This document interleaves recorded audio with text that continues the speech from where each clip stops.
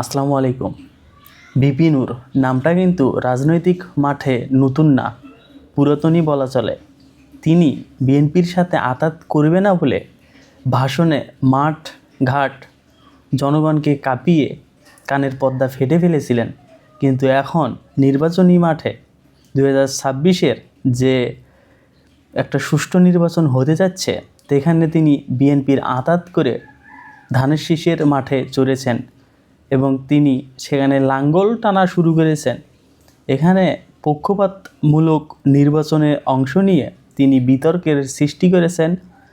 তার যে বিদ্রোহী প্রার্থী, স্বতন্ত্র প্রার্থী হান্নান মাসুদের বিরুদ্ধে তিনি বিএনপির থেকে বহিষ্কার হওয়া স্বতন্ত্র প্রার্থী হিসেবে শেষ পর্যন্ত নির্বাচনের মাঠে থেকেছেন এবং থাকবে বলে প্রতিজ্ঞা হয়েছেন। অন্যদিকে আবার এই ভিপি নূর তিনি কিন্তু মনে করেছেন যে বিএনপি থেকে তাকে বহিষ্কার করা হয়েছে, যেহেতু নির্বাচনের শেষ মুহূর্ত পর্যন্ত তাকে উচ্ছেদ করা হবে। আর হান্নান যে মাসুদ আছে, মাসুদ হান্নান, যাই হোক তিনি ওনার যে নির্বাচনের মাঠে গ্রহণযোগ্যতা, লোকজনের যে একটা সমাগম, লোকজনের সমর্থন হিসাব ছাড়া ভিপি নূরের সেখানে একটা গলার কাটা হয়ে দাঁড়াইছে এই হান্নান মাসুদ। যেহেতু তার এলাকায় এইরকম প্রার্থী, স্বতন্ত্র প্রার্থীর গ্রহণযোগ্যতা বেশি, ত্যাগী নেতা, 17 বছর তিনি সময় দিয়েছেন বিএনপিকে। বিএনপি কী করছে? বিএনপি এক ধাক্কায় এই আপনার এই ভিপি নূরের জন্য তাকে ত্যাগ করেছে। জামাত হলে তো কোনো কথাই ছিল না।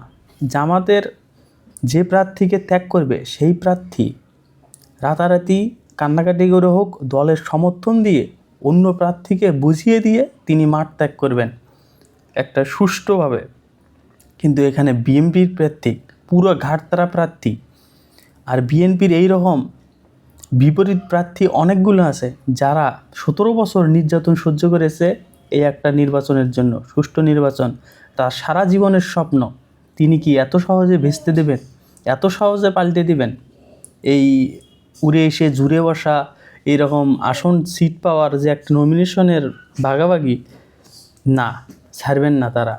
কারণ তারা এতদিন এত জেল জুলুম খাটছে। জামাতের প্রার্থী হলে তো কোনো কথাই ছিল না, জামাতের প্রার্থীরা তো ত্যাগী প্রার্থী। কিন্তু এখানে বিএনপির প্রার্থী পুরোই ঘাটতারা। এখনও অর্ধশত লোক স্বতন্ত্র প্রার্থী হিসেবে নমিনেশন ছাড়া লড়বে বিএনপির পক্ষে। তাহলে বোঝেন, যেগুলোতে নমিনেশন দিয়েছে এই বিএনপি, বিপরীত দিক থেকে স্বতন্ত্র প্রার্থীরা যেগুলো লড়বে বিএনপির পক্ষে, তাদের কি করবে? শেষ পর্যন্ত তারাও কিন্তু এক মাঠে, বিএনপি 2-3টা করে প্রার্থী, জামাতের একটা করে প্রার্থী, এখানে হাড্ডাহাড্ডি একটা লড়াই হবে। এবং যদি নির্বাচনে এমন হয় যে স্বতন্ত্র প্রার্থী জয়ী হয়েছে ওই আসনে, তাহলে পাশার দান উল্টে যেতে সময় লাগবে না। এবং বিএনপি এটাই চাচ্ছে, কারণ তাদের পুরনো খেলোয়াড় আওয়ামী লীগ এখানে নেই।